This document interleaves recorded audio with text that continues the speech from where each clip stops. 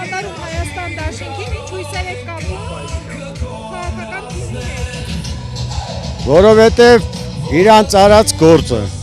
մենք էլ ենք իմացել ժամանակ, թե մեր նախագահան ինչ էր արել։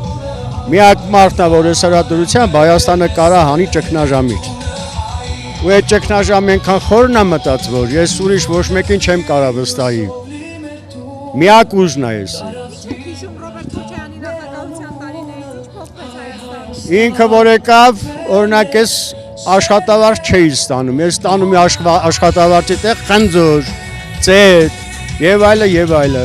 Ինքը եկավ, կարգավորեց ամեն ինչը, աշխատավարձները բարձրացրեց, թոշակները բարձրացրեց, երկիրը տնտեսությունը տասնապատիկ ավել առաջ տարավ, ինչ անի այդ մարդը։ Այսօր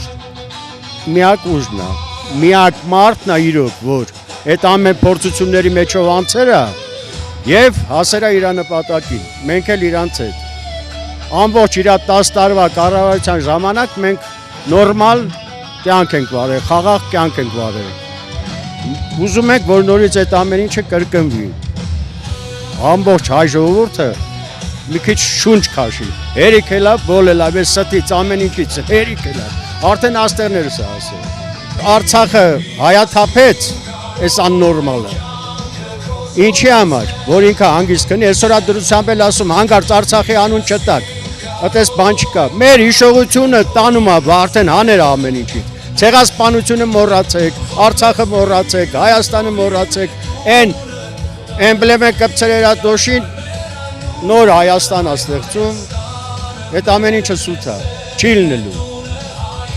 Այ կաշխատենք, կտեսնենք, իմ ասածները ճիշտ կլինի, որ այս ուժը կանի ժողովրդին, այդ ճգնաժամից, ամեն ձևի։ Ես մնացածներին բան չունեմ ասելու, ուժեղ Հայաստանն էլ նորմալ, Բարգավաճն էլ նորմալ, այս սրանք միանում են նորմալ պետություն են ստեղծում։ Իմ երեխեքը ես ուզում եմ ապրեն նորմալ Հայաստանում, ոչ թե աննորմալ։ Մենք մեր հասակն առել ենք, արդեն գնացել ենք, չկանք։ Բայց էլի պայքարի մեջ ենք մտել, որ երեխեն ապրի, երեխեն իմանա, որ ինքը հայ է։ Ուղեղներից հանած այդ ամեն ինչը։ Հայաստան չէ, հայ չէ։